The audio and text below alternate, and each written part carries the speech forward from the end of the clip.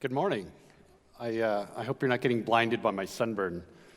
I went on the fantastic bike ride yesterday, and I thought we would be wearing helmets. And so I left my cap at home. So if anybody's getting too much of a glare off of my bald spot, I'm very sorry. So I have the pleasure of talking to you today about legacy. Now, I don't mean legacy in the terms of, spaghetti code and bad design decisions and code that we're going to regret in a couple of years. Because I imagine that most of you have switched to Swift at this point, and you're using generics and type safety and protocol-oriented programming. So you can't make any of these bad decisions. No, I'm talking about legacy in the terms of the impact that we make on other people's lives, the changes that we make in the communities that we're a part of. And this is important to me because this summer I'll be 45 years old, which I recognize is not terribly old. But in the software industry, that's getting kind of old. And the software industry isn't very kind to older folks.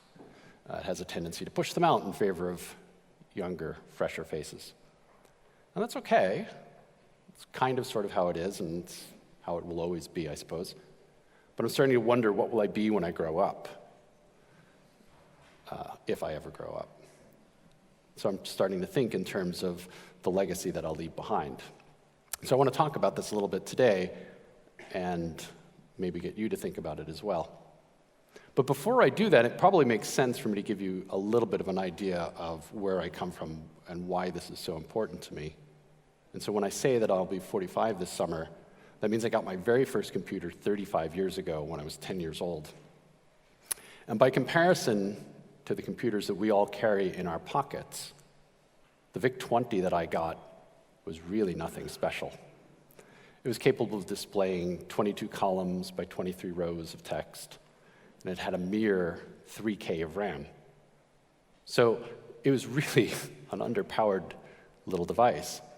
When I'm downloading data from a server, I'll frequently just allocate 100K, 200K, whatever, just because I can, even on a phone, right? I mean, we've got megabytes and gigabytes of data on these things. And so the other thing that was astonishing about this little computer is it had no internal non-volatile storage. Right? If I turned off that switch, my program was gone. It was just gone. There was no way for me to save anything because I hadn't convinced my parents that I really needed that cassette recorder. Cassette recorder. Cassettes. Just astonishing. And the way we got software was barbaric. We'd actually go to the corner store and buy a magazine and bring the magazine home, and assuming that we could type in 500 or 600 lines of source code listing without any typos, we could play Pac-Man or Space Invaders or Asteroids. Again, so long as the power switch remained on. And God help you if you had a faulty power switch. So that was how I learned how to program. Nothing really special, nothing grandiose. But it was about a year later that my dad took me on a tour of Grumman Aerospace where he worked, and I saw something amazing. I saw a wind tunnel, which you're probably saying, woof, big deal, wind tunnel. But this wind tunnel was actually controlled by a computer. Now, it wasn't a tiny little computer like my VIC-20. This was a monstrosity. It was the size of like a couch. But what was so amazing is this computer actually could control the fans. It could make them move. It could make them turn. But more than that, this computer would calculate the lift and the drag and all sorts of other really important variables for the engineers. It was helping the engineers do their job. And this was the first time that I actually considered that, hey, maybe these computers might amount to something. Maybe there's a point to these computers. Maybe they're not just game machines. So fast forward a few years to about 1986, 1987, and I read this book by Stephen Levy, and perhaps some of you have read it as well. It was titled Hackers. And it wasn't so much that it was a story about the AI hackers at MIT that was interesting, but rather that it was a story about software engineers. See, as a 16-year-old young person, it never occurred to me that someone might become famous writing software, that someone might write a book about people doing what I love to do. And let's be honest, what 16-year-old kid doesn't want to become famous? I mean, really. And so in the back of my head, I had this goal, whether I knew it or not. I wanted to write cool software and become famous. And that sort of motivated me for much of my life, for better or for worse. And so the only way you can do that is, of course, you go off to college. So I did. I went to Georgia Tech, where I studied reasonably hard. And by reasonably hard, I mean I spent almost as much time in class as I did in the pub. And as soon as I had an opportunity to join a company, I dropped out of school and joined a company called Zsoft, makers of PC Paintbrush. If anybody has ever heard of that, I will be astonished. And I'll talk a little bit more about Zsoft in a moment. But that was kind of the way things went for me. I decided to do something new, stuck around for a couple of years, decided to do something new again, to the point where here I am, almost 45 years old. I dare say there are very few of you in the audience who have any idea who I am. So I'm not famous. I've totally failed on that childhood goal.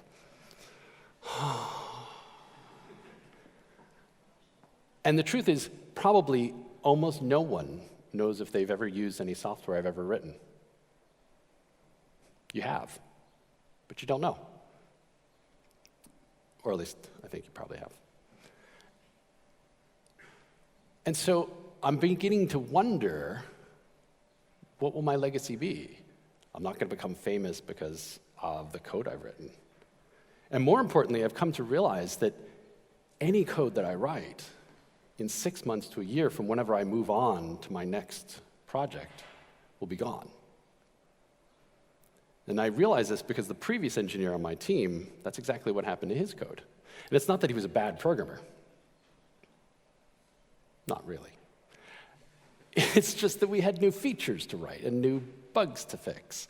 And in the process, his code just went away.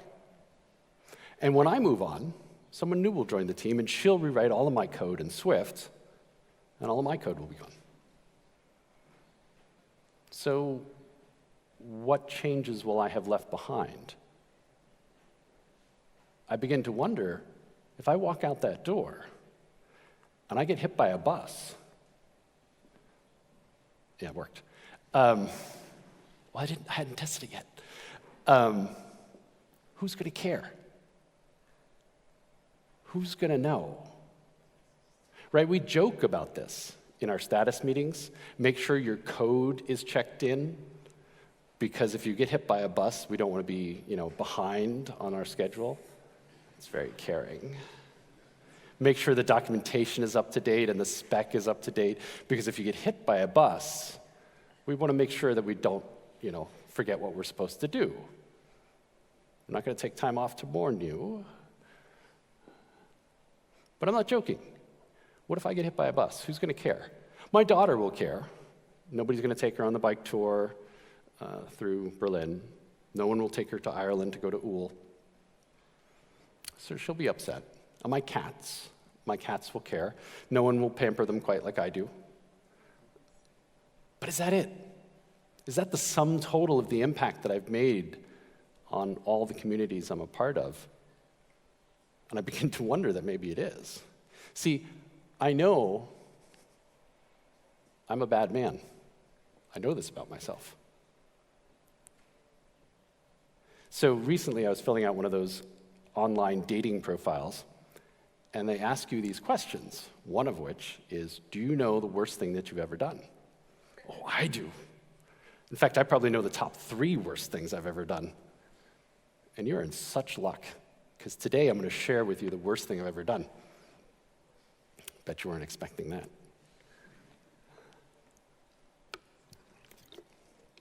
So shortly after I dropped out of school and joined Zsoft, I joined an engineering team of about 10 to 15 white men. Diversity was really not a big deal in Atlanta in 1990s. And I hung out with a smaller crowd, about 5 or 6 of us. And as it will in any smaller group, there were about 2 who did this thing where they would sneak up behind this woman who worked at the company and they would whisper orgasm in her ear. And she would turn bright red, just crimson with mortification.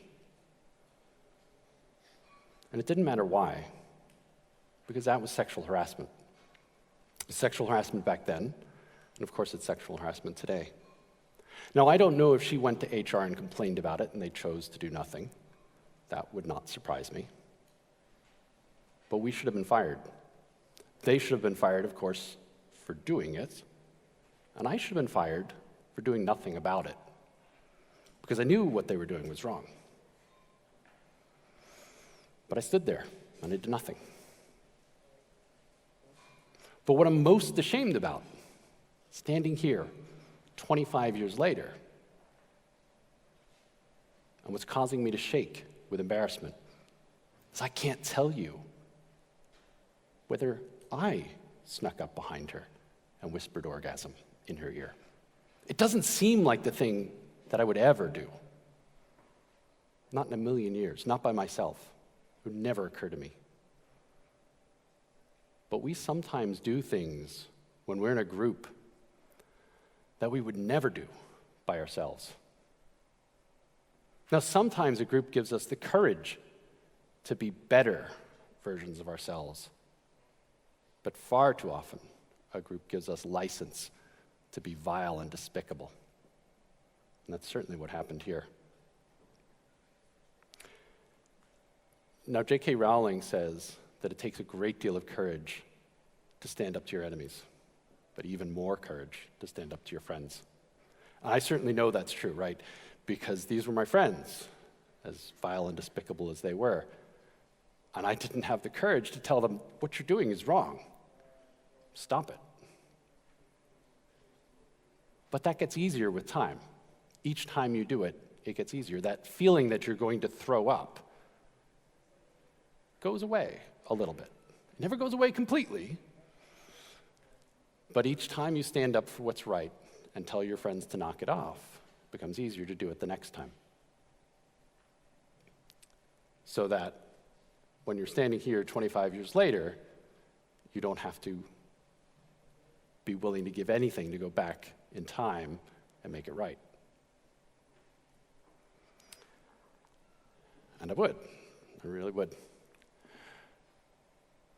The truth is, history's going to judge us.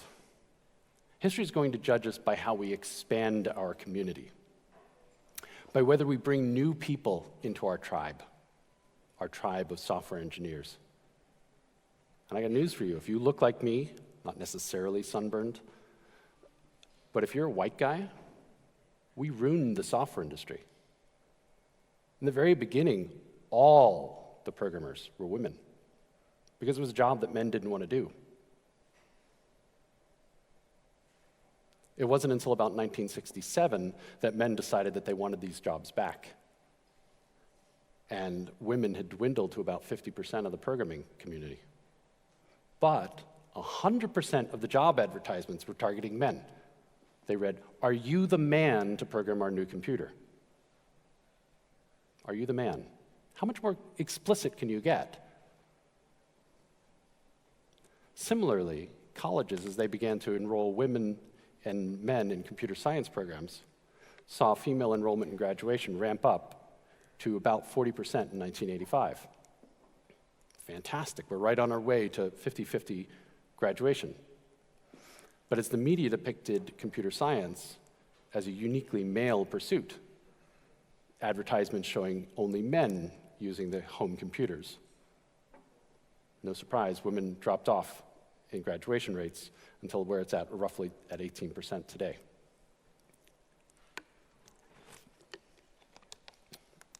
So basically, we've driven women out of our community. We've reduced the size of our community. But at least we're a little bit better than the automotive industry, where because there were no women on the team that designed the airbags, airbags literally kill women and children in automobiles. See, had there been women on the engineering team, they wouldn't have designed airbags to reduce injuries solely for men. See, airbags were designed to prevent injuries to a person that's 176 centimeters tall, 74 kilograms in weight, sitting roughly 25 centimeters from the steering wheel, the average man. Had there been women on the team, surely they would have spoken up, and they would have said, look, we're shorter than that sometimes. We weigh less than that. That airbag, when it explodes, is going to hit us with so much more force that it's going to snap our neck. And if it doesn't snap our neck, it'll smother us, which is exactly what they do. Now, had there been women on the team, they would have come up with an engineering solution like pulling the pedals forward, which a lot of automobiles do have. Fancier, higher-end automobiles, sure. But there weren't any women on the team. So they designed a product that failed their customers fatally. They failed to expand their community. Now, lest we think that our software community is much better, Google recently had a disastrous experience with a failure to expand their engineering community beyond standard white men.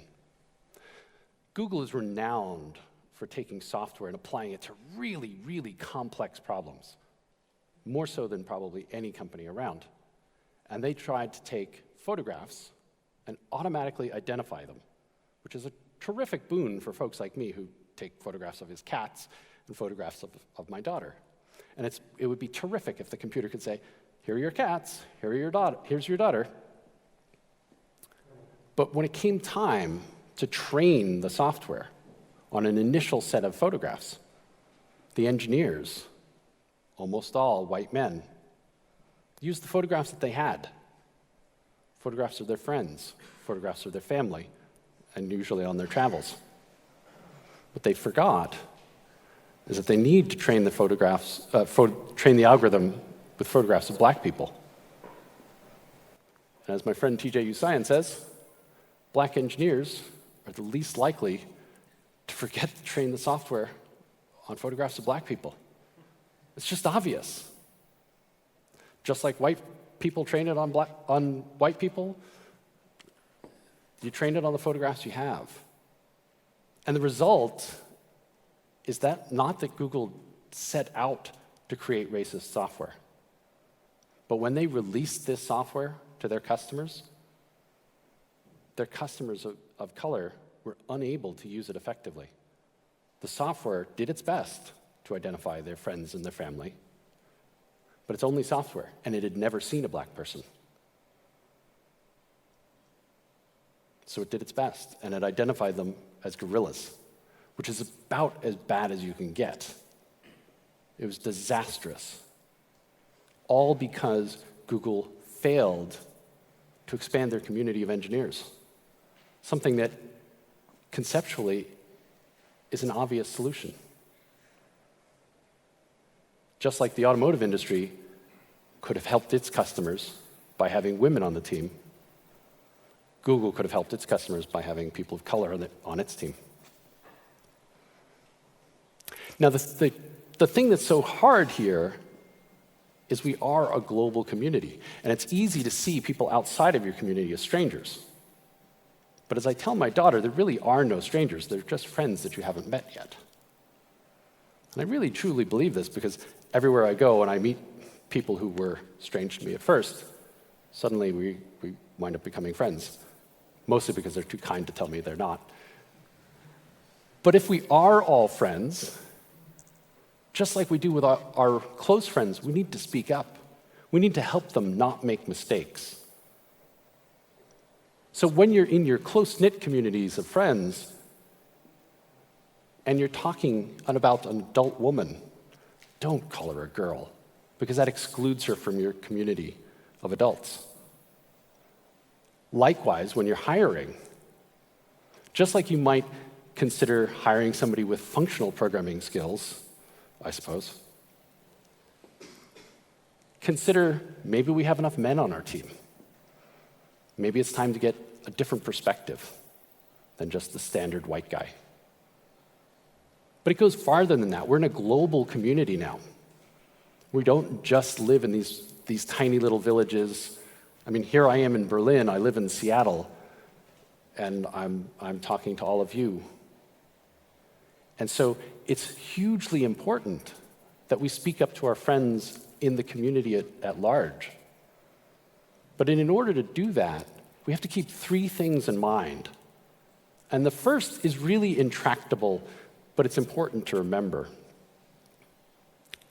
is there may actually be laws preventing people from being as inclusive as they might like to be. I mean, recently in North Carolina, in the United States, we saw bigots pass a law preventing transgender people from using the restrooms appropriate for their gender identity. Now, fortunately, that law looks like it will be overturned.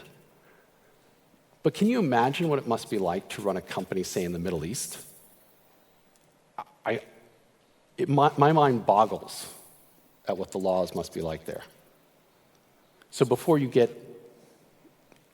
too upset with your friends who may be running a company there, keep that in mind.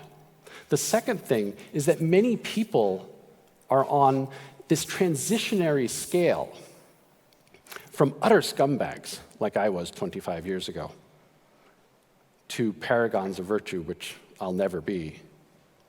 But more importantly, there are multiple scales. And so the scale that you may care passionately about, they may not have even started to know anything about. And I have only come to care about so many issues because of the help of my friends. I make so many awful mistakes, and because my friends correct me, they speak up. And they're kind enough, they care enough about me to help me fix my mistakes. I make progress. And I've come a little bit ways from being a scumbag. And the third thing, that's three. The third thing I want you to keep in mind is we seldom have all of the information. An excellent example of this is I was talking to my friend Julia, who works for MacPaw, and she received an email from one of their customers who was super upset. He was really angry, and he couldn't buy. He wanted to express the fact that he wasn't going to buy any of their products because MacPaw employs no one who is a black person, and this is a very important issue to him. Well, as Julia explained, MacPaw is located in Ukraine, and the population of Ukraine is overwhelmingly white, and they're not exactly an immigration destination. They're far more concerned probably with whether or not Vladimir Putin's going to bomb them off the planet. So the customer had no real knowledge of the issues facing MacPaw, and that's understandable. They have a .com domain. They list a Silicon Valley address, which I'm reasonably certain is a very tiny office at best, but they also have a Ukraine address, and all of their employees are in Ukraine. So this is a classic example where, fortunately, it all worked out amicably, but it was a classic example where the customer didn't have all the information and approached things in a unfortunately, angry tone, and it could well have gone so much worse. But like I said, it got resolved amicably, and I like to think this is a solid customer now. So with all these things in mind, I'd like to ask you, what will be your legacy? What changes do you want to see in your community? Now, you may be thinking, perhaps some of you, I've just graduated from university and I'm just here to learn about reactive, Swift, Cocoa, whatever. So get off the stage, Grandpa. It's okay, I'm wrapping it up. But the truth is, it's never too early to start thinking about these things, because your code is really not what people are going to know you for. That may be how they get introduced to you, but it's not going to be what ties you together. And making those bindings between people is the huge, important thing. So Michelle Titolo says, we have a responsibility to use the privilege we have to make the world better. And I am an absolute poster child for privilege. I mean, you start with the fact that I'm white and a male, but I grew up in an above-average household, and I have a great job and a great kid most of the time. But I'm not rich, and I'm not famous, obviously. And I can't write a check for $1 billion to endow a foundation that's going to pretend to solve all these problems. So really, my only hope is that maybe I can convince a few of you that your tribe's too small, that you need fresh new faces. And then, perhaps if I've done that job well enough, when I get out that door and I get hit by that bus, no one will remember what a bad man I am. So thanks so much. This is how you can get in touch. My name is Jeff Watkins, and you can find me on Twitter and on my website, assuming it's readable. What I love to do is teach public speaking workshops, so perhaps one of these days I'll see you in one of my classes. It's been a pleasure. Thanks so much.